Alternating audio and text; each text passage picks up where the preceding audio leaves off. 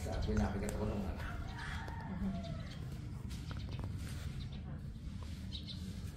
Sa ngala ng Ama, ng Anak, ng Espiritu Santo. Amen. Mga dinawa ko kaya sa tanang ito sa mga nanirahan dito.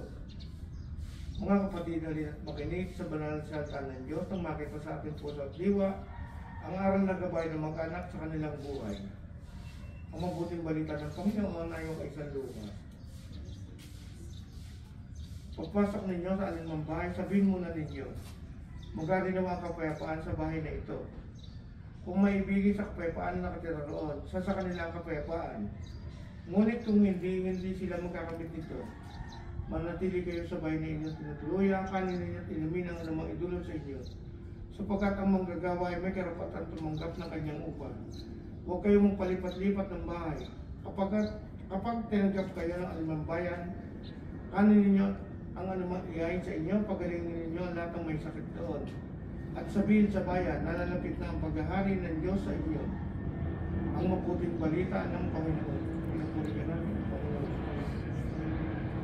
Mga kapatid na rin, Panginoon sa amal ng walang buhay, sa lahat ng mag-anak at nasa buhayan, sapagkat lumabang mawali. Amang magpapahal na pinupagyaman ng tapas, pagmamahala ng aming tahanan, nilulog namin. Amang pagkalinga na pinupagyaman para sa lagi sa mga pagpala, tuka at sawi, nilulog namin.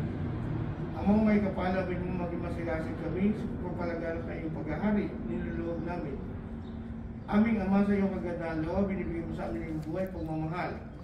Takilitin mo yun na may mintungang kan. Iyang mga ikaw pinagmumula ng kanilang mabuting pagsasamahan. Nilulog namin ito sa pamamagitan ng Hesus Kristo, kasama ng Espiritu Santo, ang magpusulang hanggan. Amen.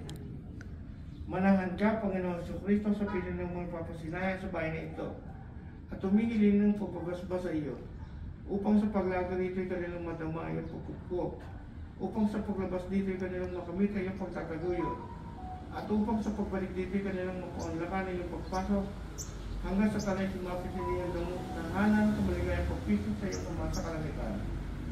Hari namin nabubuhay kasama ng Espiritu Santo, ang magpasulang hanggan. Amen. Ako pa'y pagkaloob ni Kristo ay maghaninawa sa ating puso, at ang salita ni Kristo ay mananglubusan sa ating kalooban, upang anuman ang ating ganapin sa salita o gawa ay mangyari lahat sa pangalan ng Panginoon, ngayon at magpasulang hanggan. Amen. Sa ngalan ng Ama, ng Anak, Diyos Santo.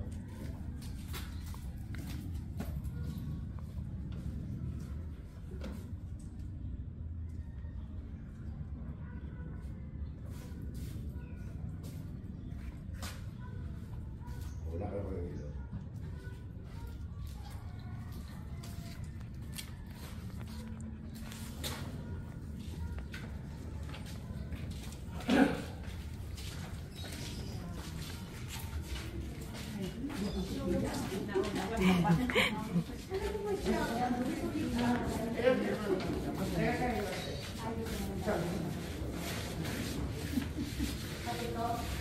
Ang maganda.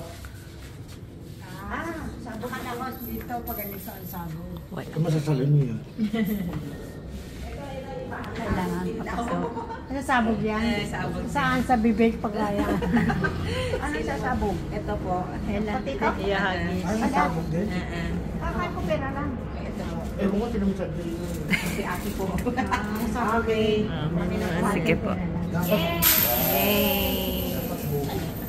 Sa bibig ko sabog. Buko. Ano yung sasabog pa to? Ano kami papasok na, hindi pa. Yung ibang ako, buko. Pwede na kami pumasok.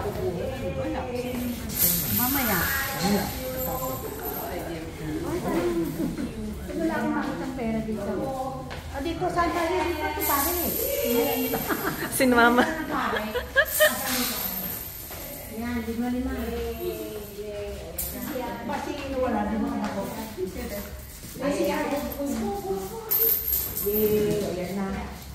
Okay.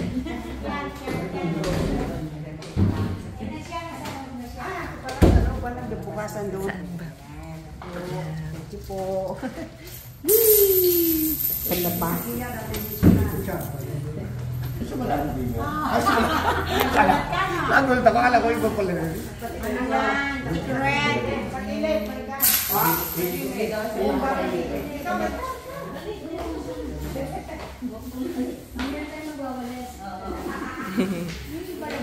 Sabay pag binumas mo.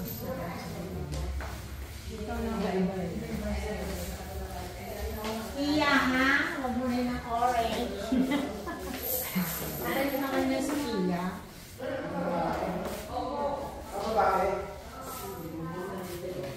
Dati ba wala? Hindi kasi ako pa nakapunta ngayon lang. Kaya hindi ka alam. Pati siya dito. Hindi kayo kanya ka? Hindi, ito pa nagawa.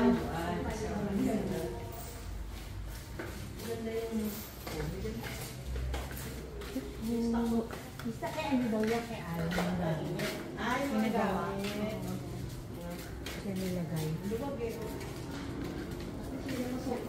Ang tagal din yung wala kasi masupal to. Oh, may damo? Oo, masupal.